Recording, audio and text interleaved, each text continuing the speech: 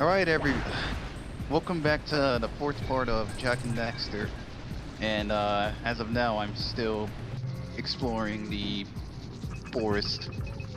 I forgot to line up all of the reflected lights, so. Oh, okay. Go to the next tower and reconnect the beam there. So in the meantime, we just get to look at all this beautiful scenery.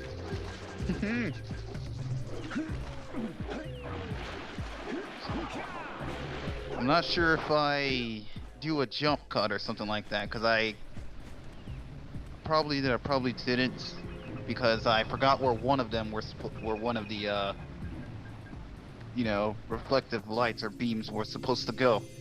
So I understand. I deal with that in games all the time. Like there are some games I've gotten stuck and lost at, even though I shouldn't have.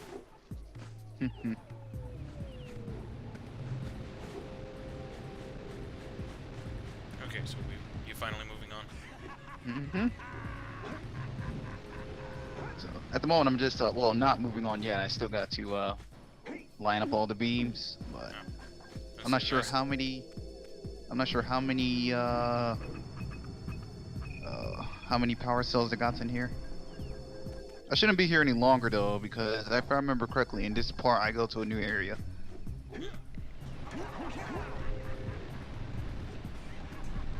Ah, the spin jump.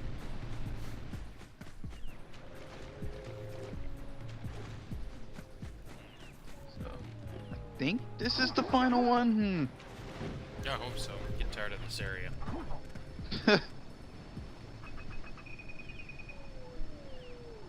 Okay, yeah, here it is. This was that mission where, remember back in the village where the power was out for the mayor? This is what I had to do. Oh wow, sure does look convoluted. We should go tell that windbag of a mayor that he owes us big time for connecting the village energy beam.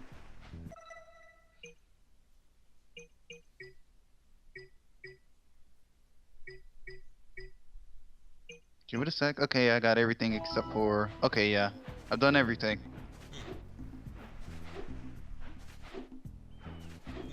I think there'd be more to do. I did it all in the previous part. Okay, so now you're headed back to the mayor. How does anyone even get to this? For your gift, another power cell is yours. Oh, yeah, still need to look up if that's Dr. Claw. Oh, yeah. So, I actually gotta... Actually... Here is a power cell. Either we can look it up or we can just wait until the credits, because in the credits they show all the voice actors. Well, even if you look at the credits, you'd probably have to look his name up.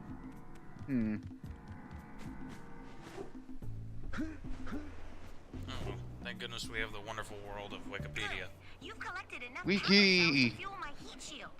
Meet me by the entrance to the fire canyon by climbing the cliff behind the farmer's house. Bring the power cells and hurry. My father says he's seen more lurkers around. Wait, Heat I Shield? won't get to that. Heat Shield? I didn't know we were playing Sonic 3. Let's go check out old Sonic Discord's 3. speedboat I meant at the dock. we won't actually get to that part until a later time. When I mentioned we was going to a different area, it wasn't that area. Oh. I'm always such an ADD gamer. When something like that pops up, I usually go straight to it. I can't. It just feels like I'm. It's like, oh, I feel like I'm forgetting something. You know, we still haven't gotten that guy's muse or whatever back. Yeah. I was like, do you ever play Batman Arkham City? No, actually not. Okay, well there's a side quest. This is kind of a spoiler, but at this point I don't really care. There's a point in the game where you get a side quest telling you that there's a cure for your illness, you know, made by Alfred. So, you know, it sounds pretty friggin' important, so, you know, the way I am, I went straight for it. I was thinking, get this cured, and then maybe I could go to Joker and say, Well, you go to the location of the side quest, and then you think you're injecting the cure, and then you pass out. And then it turns out to be a side quest with the Mad Hatter. I actually gotta get around to playing Arkham Knight. Not Arkham Knight, Arkham City. Yeah, I recommend Arkham City. I haven't played Arkham Knight yet, which I do plan to do. But I have Arkham City. I pre-ordered the deluxe edition, Game of the Year edition, and I did not regret it. Ha! You're gonna record that. Sure. Hooray! It'll be a long playthrough, but I'll do it. How many parts? I don't know. Even if I do jump cuts, it could be between 20 and 30 parts, maybe. That sounds like something great to do over the winter break that's coming up. Maybe next summer, not winter. We're Aw. too close to winter for that.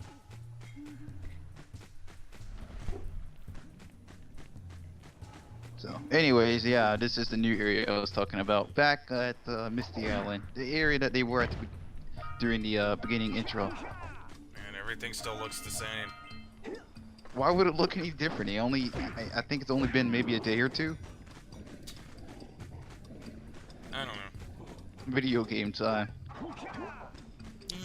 That's where, like, you know, another instance of me being an ADD gamer. I can get bored of environments very quickly. Oh wow. Because I don't think we'll make it back.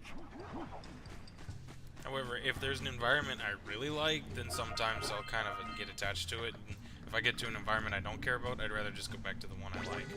The environments that I always hate, even if I never even played the game or visited that environment before, it's always the desert stages. I just do not like desert stages in games. For me, I don't like desert stages, and I don't like anything like underground or in a cave. Yeah, me too. It just looks for me, it just looks too samey. Yeah, it usually ends up boring, and then of course they use atmospheric music, so I don't really have anything like to keep my groove. So it's like, I'd rather just, you know, get out and go back to some kind of populated village or city. Well, in terms of my favorite types of levels, it's always, I do like forest stages, or levels, and I also do love, as we mentioned before, I do like city stages, especially when it's at night. I like a mix of city stages. I mean, I'm such a city slicker, that's just kind of my preferred environment.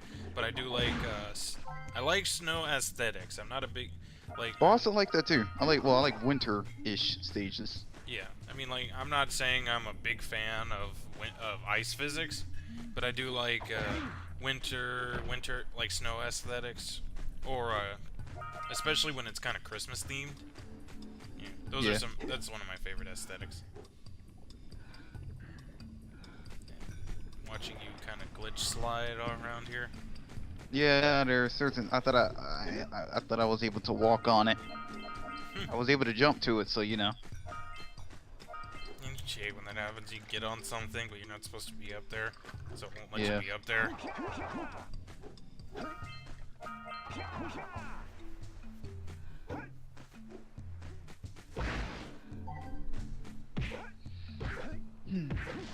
So in terms of Misty Island, it's pretty much just a dark-ish island.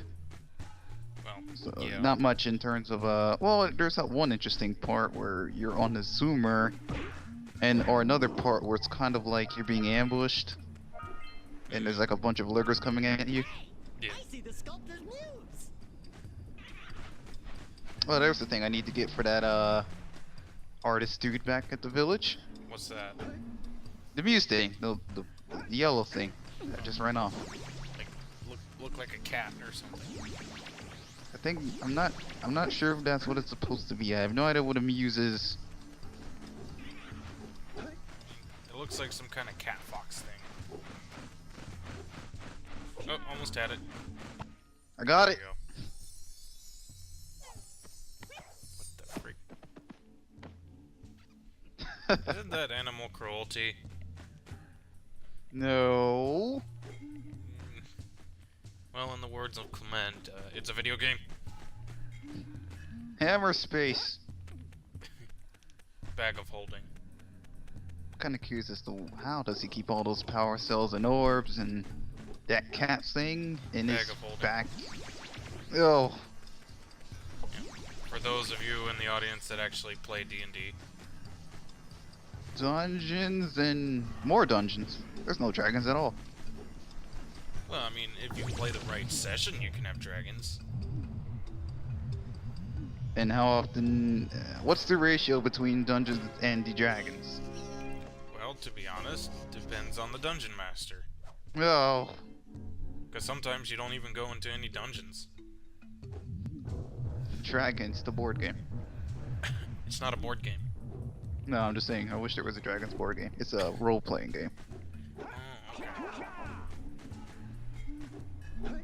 I mean, technically, you can make that in Dungeons and Dragons. A Dungeons Dragons board game or a role-playing game? Well, technically, you can make Dungeons and Dragons a board game if you either own your own board, or if you go somewhere like a local game shop, like not a video game shop, but like a board game shop that has like their own little environments. I've been to one of those. It's kind of cool. Actually, this tends to surprise people, but I've never actually ever seen a store that's you know, gives RPGs, tabletop RPGs before. I've never seen one. I see them online, but I've never seen them in person. I don't blame you. I didn't even know my area had one, and then one of my buddies told me about it, and then I went, and it wasn't actually denied. But yeah, I didn't really know it existed until my buddy told me about it, and I went inside and I looked at it. I went there to get him his birthday gift, which was Dungeons and Dragons. It was the version 5 player's manual, which was a pretty penny, and boy was he thankful. So, but it was actually a pretty cool place. They had board games, which included tabletop RPGs and stuff, and they had comic books. Okay, I need to visit a store like that. So, like, the only tabletop RPG I've ever played was, what was it? Warhammer? Cyberpunk? Not Warhammer. There's another one called, Cyberpunk, was it 2020? That sounds pretty cool. I might have to look into that. So, I thought it was a pretty fun game. So I've always wanted to have like a tabletop RPG like Dungeons and Dragons, but be in a more modern setting. Well, Cyberpunk is more slightly futuristic, but I get what you're saying. Well, I mean, futuristic's, you know, not the same difference for me. I mean, if it's like modern day or after, then that's kind of what I'm looking for.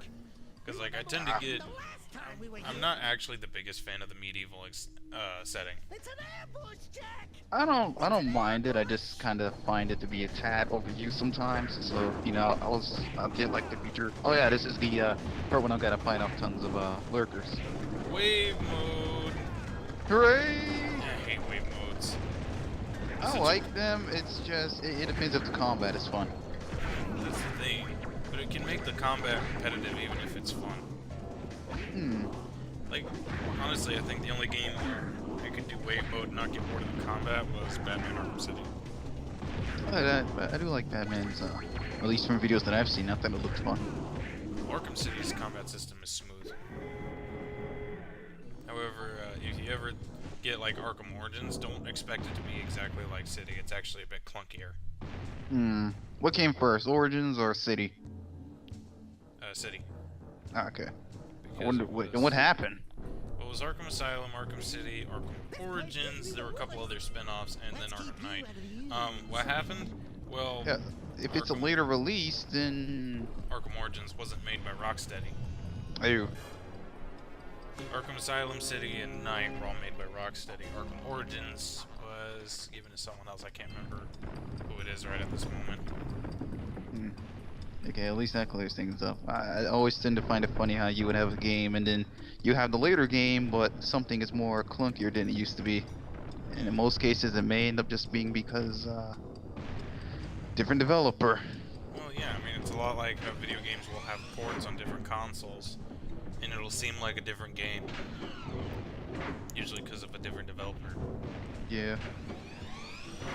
That used to happen a lot back with the back when the Game Boy Advance, where it was very easy to tell the differences.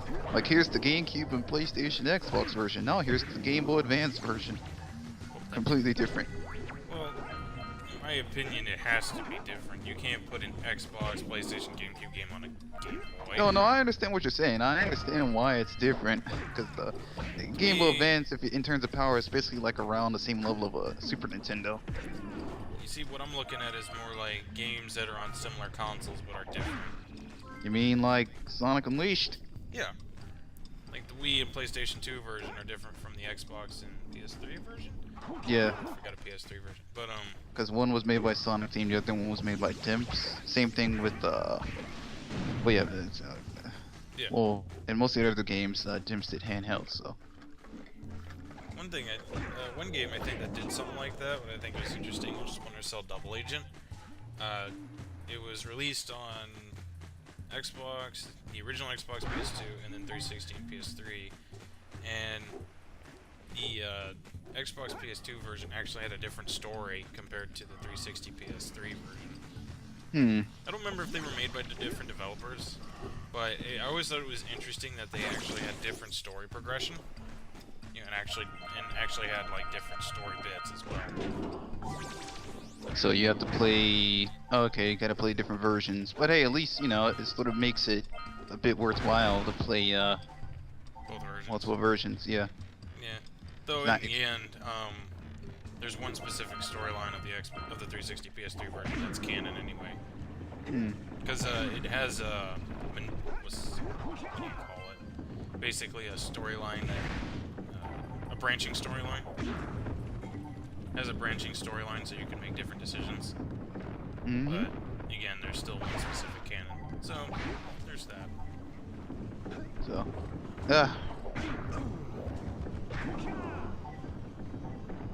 Oh look, a power cell just sitting there. Oh. And now I got it. It does kind of remind me of some early collectathons. Where they're just sitting there. Well, a lot of times it's like the reason they're sitting there is like the puzzle's supposed to be the platforming section before it, but sometimes the platforming section is so easy it just seems like it's sitting there. Banjo-Kazooie flashbacks. And I'm gonna be a bit obscure here, but I think even Toy Story 2, the action game, did that. 40 and 64. I don't know if there's any difference. I played it on PC. I never played the PC version, so all I remember is N64. I think the N64 version was about the same as the PlayStation and PC version, so... but I couldn't tell you. I gotta go back and do some research on that. This commentary would almost be educational if we knew our stuff. But we don't get paid for that, so forget it. Here's more Donkey Kong.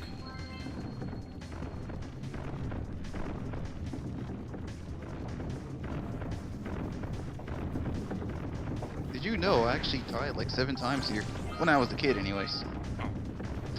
Yeah, I can see that. I always look at sections like these, and when I was a kid I used to suck at them, but it's because I used to suck at timing like that. Yeah, I would jump. Or move in a wrong spot. You'd be so jumpy as a kid, you'd constantly try to jump obstacles you're supposed to go under. Pretty much. Suddenly power cell. Yay! It was easy. Just like the rest of the game. I mean, well, the last part's a bit challenging. I'm But it's impressed. supposed to be. You two didn't screw up. Now that the lurkers can't open that silo, they can't flood the world with dark eco and cause untold destruction. Wipe that ridiculous grin off your face, Daxter. The two of you have plenty to do. Get on with it. Yes, sir, Drill Sergeant.